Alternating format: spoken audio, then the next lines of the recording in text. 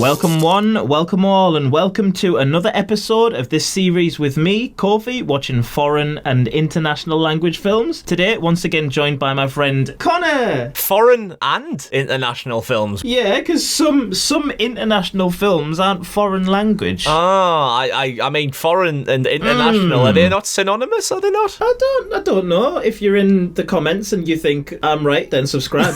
If you think that Connor's right, subscribe. So, Kofi, you know what I did the other day, mate? You know what happened to me? I saw the devil. Oh, shit. Did you really? Which one? It was a Korean devil. And it was a really good film. Ah, I see. You're actually talking about the film that we are reviewing today. Nice segue. I saw the devil. I also saw the devil. Is that the sequel?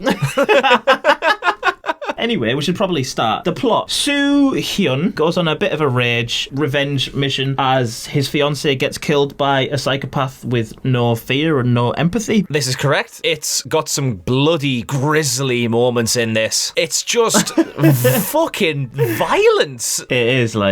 It's very realistic. Yeah. The starting scene, we have a woman in a car called Bloody hell, is that how you pronounce it, is it? Yeah, it's called we have a woman in a car. She is on the phone to her fiance. We see this weird guy driving a school bus. Yes. And he gets out because her car's broke down. He offers to help her. She's not having any of it, and she's on the phone. And she's like, "Go away, no, I'm fine, thank you." He smashes the windscreen in, gets inside, and literally beats her in the head with a hammer.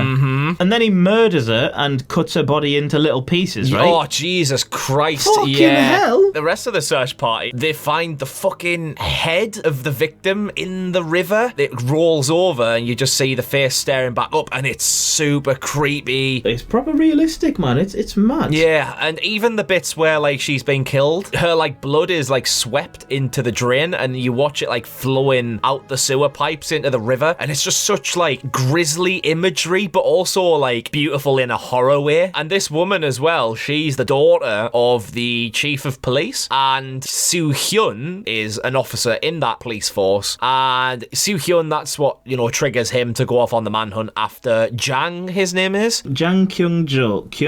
Kyung-chul? Yes. Basically a bit of cat and mouse, bit of capture and release between Soo Hyun and Jang. There's some fucking horrible shit that Jang gets up to. Yeah, I thought it was just going to be like a murderer, like a bit of a psycho murderer film, but then he like starts to molest people and try and rape them and that. Yeah, he like kidnaps a schoolgirl, I think, and like rapes her in like an undug grave. That's not the right word. Grave. In a nearly dug grave. That's where they have a bit of a fight. Like Soo Hyun comes in and they, kick the fuck out each other basically, and he smashes Jang's head against a rock, but spares his life. Yes, he does.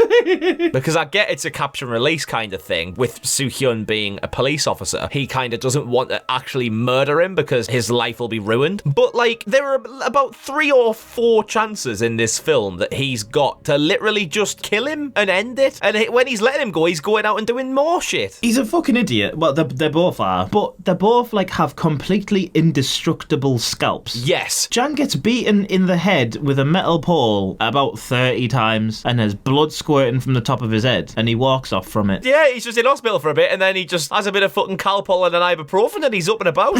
But then there's like some parts where like the violence gets quite humorous, because later on, like obviously it's like a constant chase. They end up at a big complex, don't they? There's like a big house where Jang goes, and there's like a lot of accomplices there who Jang knows. Ah, yes.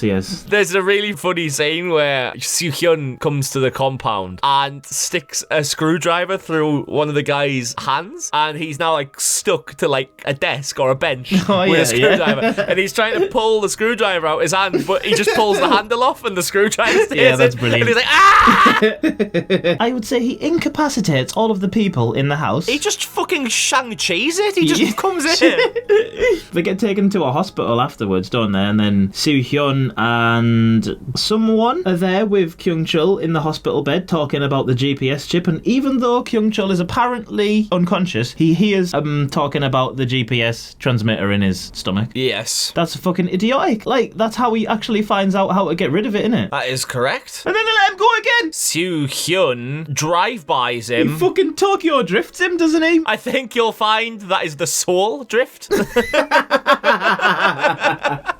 Nice. It's quite cool because it starts off in the first act of the film and Soo Hyun is heartbroken over his missus getting murdered by this horrible bastard. But as the film progresses on, Soo Hyun starts stepping up his levels to where he becomes a vicious bastard just to be able to get to Jang. So he's now become the kidnapper here himself by kidnapping Jang. Bloody hell, what a finale. So he's kidnapped him and they're in the middle of nowhere, basically, in another dungeon den house. Warehouse. Yeah, he's locked up Jang and has this tool thing through his cheek with a rope in his mouth also and a tracking device next to him which alerts his family, Jang's family, I believe it is. It is, yes. That alerts the family to his location, who then open the door and set off a fucking guillotine. Pure evil. Yeah, sadistic. Obviously, we know it's a film. Doesn't always feel like it's a film. It feels like you're just watching it happen in front of you, you know what I mean? Unbelievable film. We're going to continue watching films together and reviewing films together, both I believe. Foreign and international. Shut the front door! So if you do have a suggestion, put it in the comment section while pressing like and pressing subscribe. Yes, and if you like the hard work we do on the channel, don't forget you were able to quench our thirst by buying us a beer in the comments. Comment. Oh my god, thanks for listening. Sayonara. Oh wait, that's not Korean.